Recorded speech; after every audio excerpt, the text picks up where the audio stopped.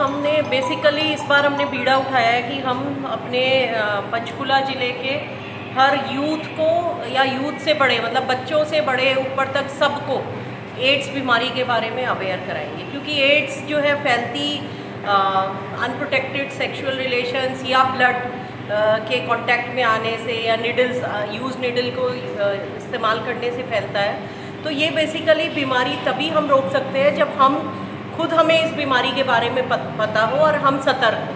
तो यही चीज़ हम यूथ को किसी किसी एक्टिविटी के माध्यम से, कोई स्किट करके, कोई रैंप वॉक करके, कोई प्ले करके हम देते हैं, जिससे एक तो उनका उस कैंपेन से जुड़ाव बना रहे, वो सुने जाने, और उनको हम ज़्यादा से ज़्यादा मोटिवेट करते हैं कि वो आगे भी जाके इस मैसेज को स्प्रेड कराएं। मेरा अभी एज सिविल सर्जन मुझे ये लगता है कि एड्स एक ऐसी बीमारी है जिसको अगर हम सब सारे लोग और ख़ासतौर पे मीडिया अगर हम साथ में चलें तो ये बीमारी बहुत जल्दी ही हम ख़त्म कर सकते हैं। क्योंकि अगर जिसको एक बार एड्स है, अगर उससे आगे नहीं फैलेगी तो ये बीमारी कोई खांसी से, जुकाम से, कोई कांटेक्ट में मतलब गले लगने से, पास बैठने से नहीं फैलती है। तो ये बीमारी सिर्फ कुछ ही जो तरीके हैं उसी से फैलती है। तो वो उनको अगर हम अपने लिए अवेयर हैं और उनकी सुरक्षा का अगर हम ध्यान रखें तो मुझे लगता है कि इस बीमारी को हम जल्दी ख़त्म कर पाएँ।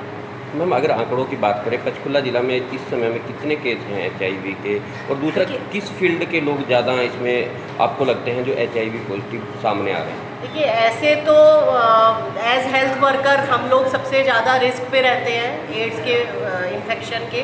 तो ये बीमारी को एज स्टिग्मा नहीं लेना चाहिए, लेकिन जैसे मतलब मैंने बताया ना, इसका माध्यम कोई किसी तरह का अनप्रोटेक्टेड सेक्स जिसमें किसी को पता नहीं है कि सामने वाला पर्सन HIV से ग्रसित है, या फिर जैसे अगर नाई की दुकान पे जाएं और उसमें जाके बार्बर ने यूज्ड ब्लेड दोबारा यूज़ कर लिया तो उससे कोई कट लग गया, या जैसे टैटू बनवाते हैं तो उसमें यूज्ड निडल यूज़ कर ली, या किसी झोला छाप डॉक्टर के पास गए, उसने इंजेक्शन लगाया और उसी इंजेक्शन को दूसरे पेशेंट को लगा दिया। तो इस तरह के माध्यम से एड्स फैलता है, और इसी तरह के जो रिस्क वाले लोग हैं वो इसके ज़्यादा रिस्क में रहते हैं। लेकिन खाली इसका नहीं है, फिर अगर किसी को हो गया तो उसकी फैमिली में जो स्पाउस है, अगर उसके साथ उसके जब संबंध रहेंगे तो वो स्पाउस को भी हो जाता है। तो वो सारा एक एक करके चेन बनती चली जाती है, और वो कहाँ से कहाँ इन्फेक्शन फैलता है पता नहीं लगता। तो इसमें हमें बेसिकली मतलब मैं ये नहीं कह रही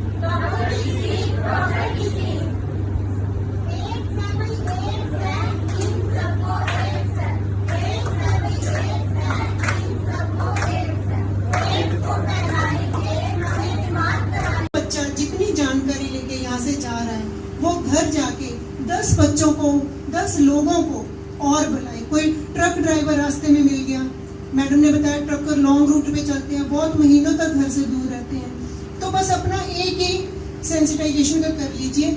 एक बच्चा 10 लोगों को एड्स के बारे में बताएगा। हम नहीं चाहते पंचकुला डिस्ट्रिक्ट में कोई भी बड़ा बच्चा बूढ़ा एड्स के जागरूकता जिसको ना पता हो, एड्स के बारे में सबको पता हो। मैं ट्रैवल कर रही हूँ, कहीं जा रही हूँ, एक रिक्शा वाले भैया मिलते हैं, धोबी भैया मिलते हैं, दूध वाले भैया मिलते हैं, सब्जी वाले भैया मिलते हैं। मैं गाड़ी खड़ी करके किसी से पूछूं कि भैया एड्स क्या है, तो मुझे आंसर मिले, तभी हम ये बीमारी खत्म कर सकते हैं। अगर हम बीड़ा उठा लें, और युवा पीढ़ी से तो मुझे बहुत ही उम्मीदें हैं, इसीलिए हम लोग आज यहाँ आए हैं कि जब तक आप नहीं ये संदेश लेके फील्ड में उतरोगे तो देखिए तब तक कुछ नहीं हो सकता। एड्स बहुत ही पैंडेमिक है, डेडली बीमारी है, जिसका मैडम ने बताया क्योर नहीं है, हाँ दवाई जरूर है, बट अभी तक परमानेंट ट्रीटमेंट नहीं है।